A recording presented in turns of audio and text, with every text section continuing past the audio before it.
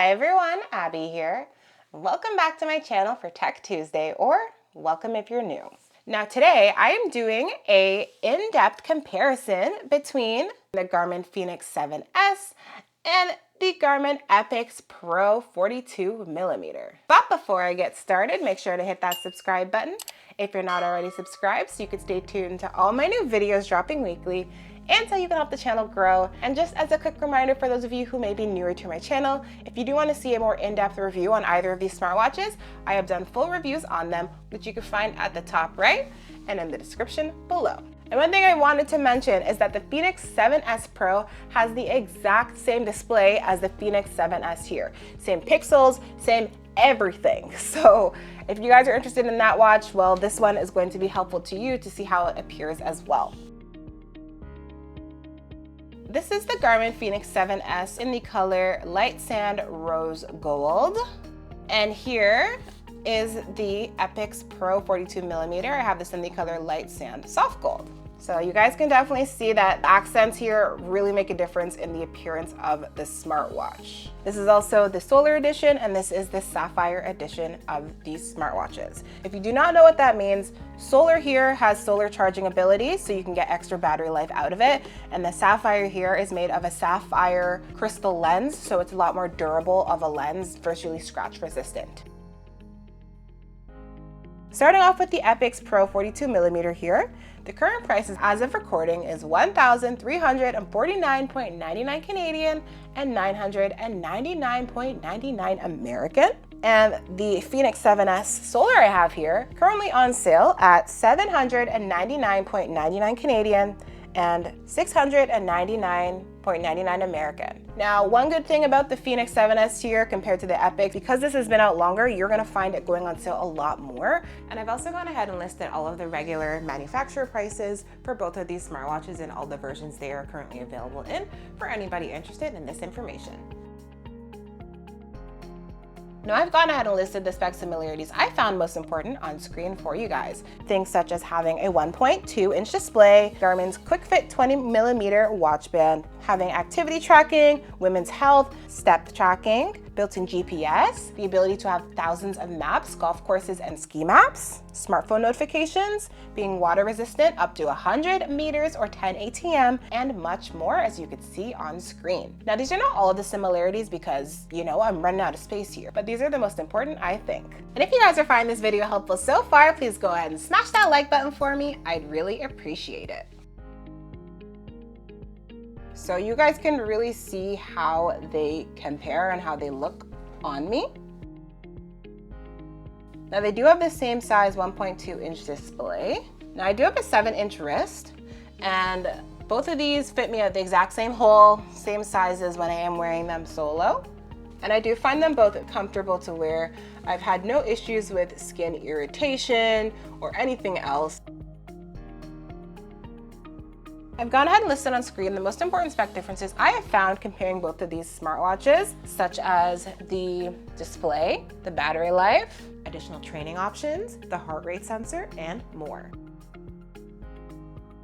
On the Fenix, we have the sunlight transflective memory in pixel display, and we have the AMOLED color display on the Epix Pro.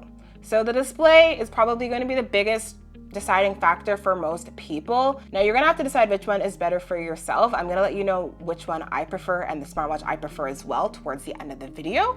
And now you can see them outdoors as well in the sunlight. The Fenix here is made for outdoors. I would say it's virtually 0% glare. You look at your smartwatch at any angle and it's just super easy readability, and that is with the display as is, no backlight on. With the Epix Pro here, you do have to turn up the brightness to be able to read it outside easily. Now once the brightness is up high enough, you can definitely read it. Another thing I wanted to mention is that I find the fonts slightly bigger on the Fenix watch. Thicker font, and it is a bit bigger. With the Fenix 7S Solar I have here, it has a battery life up to 14 days, while the Epix Pro has a battery life up to 10 days. So with my usage, things like GPS walks, runs, cycling, and more, I have gotten on average 5 to 6 days of battery life with the Epix Pro here. And with the Fenix 7S Solar here, I've gotten on average 8 to 9 days of battery life. And of course, the results I get could differ from what you get because we all use our smartwatches differently. On the Epix Pro here, we have Garmin's newest Elevate 5 heart rate sensor. And on the Fenix 7S here, we have Garmin's Elevate 4 heart rate sensor. Usually the results I get are very similar within, I'd say like 1 to 3% or so. They have been very similar, as you guys can see here. When I am doing a workout, I do find that the Epix is a bit faster at catching some heart rate changes than the Fenix is.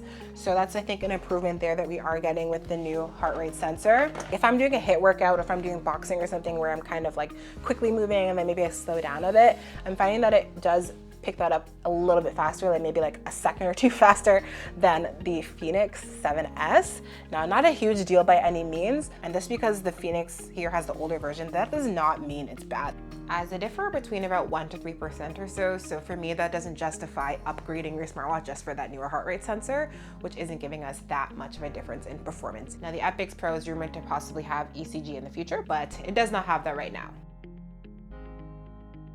So looking at my sleep last night, you can see the sleep scores are very similar, sleep quality, the exact same message, and they have a kind of a similar message here. The sleep time does differ about 20 minutes or so. That could be because I woke up and I was texting with this hand and not with this hand while I was lying in bed. And the sleep stages are where we are seeing a lot of differences. And I will say a lot of the time I get almost the exact same sleep results. As you guys can see from my graph here, they're almost identical every single night, really. So when it comes to activity tracking, the Fenix line has always been known for tracking like basically every activity you could ever think of, and then the Epix just added even more. So it's awesome to have a bunch of activities that we can track, and they are very similar in what you can track. You know, if I'm doing my walk, my run, hiking, swimming, all of that stuff we have on both of these smart watches. And when it comes to tracking our daily metrics, things like calories burned, your respiration rate, your heart rate, to your distance walked, all of that stuff, they are both doing a great job at that. And when it comes to step tracking, I'm finding the Fenix is actually more accurate than the Epix. The Epix is a little bit lower. I walked and did 100 steps, and this was at like 82 when this was at 100. So it's a little bit lower. When it does come to using, GPS on these smartwatches, if you're doing an outdoor activity, you do get maps there as well. And I have found zero difference in the GPS performance. I'm getting like the same pace, I'm getting the same routes, getting all that information the same. So that's not something that I have found to be a difference. Some of you have asked me if there's been GPS differences. In my experience and how I use my smartwatches, I have seen no difference in GPS performance. So another difference between these smartwatches is the flashlight. The Epix Pro series here now has a flashlight in it, which you can turn on just by double tapping. So right now I have the red light on. You do have the option to use the white light as well. So that can be something that is helpful for some of you. Now with the flashlight here, I'm honestly not using it as much as I thought I would, because when it's on your wrist, you have to angle your wrist around to use it, guys. Like it's right up here, like pointing it where you want to go. So it's a little bit awkward walking like that. So I'd rather just use the flashlight on my phone, because the flashlight on my phone is brighter and it's easier to use for general usage. One area I have found this to be helpful though is like it's an additional safety feature. If you're going outdoors in the early morning or at night, it can definitely be something that can keep you illuminated. People can see you from far away if you have it on. Do I think it's something that is necessary for me? No. For my general usage, because I always have my phone on me, I can just use my phone's flashlight. And if I'm going out on early morning activities, I prefer to just wear reflective clothing, because using the flashlight on this drains the battery life fast. All right, guys, so which smartwatch is best for you? Well, that's gonna depend on a couple of factors. Are you someone who you love to be outdoors, you love to work out outside, you want a display that's easily readable indoors and outdoors in direct sunlight, you want an always-on display as well, and you want better battery life and the ability to solar charge, and you want to save some money, I'm talking a couple $100s, then I think the Fenix 7S could be a great option here for you. Now, if you are someone who you want to have an AMOLED color display, You want those bright, bold, punchy colors. You are someone who maybe does more indoor activities and outdoor activities, so having a more reflective display outdoors is not a big deal to you. You're someone who you want to have that new flashlight feature. You want that newer heart rate sensor. You want to have the ability to track a couple extra workouts, and you don't mind spending a couple $100s more, then I think the Epix could be a great option for you.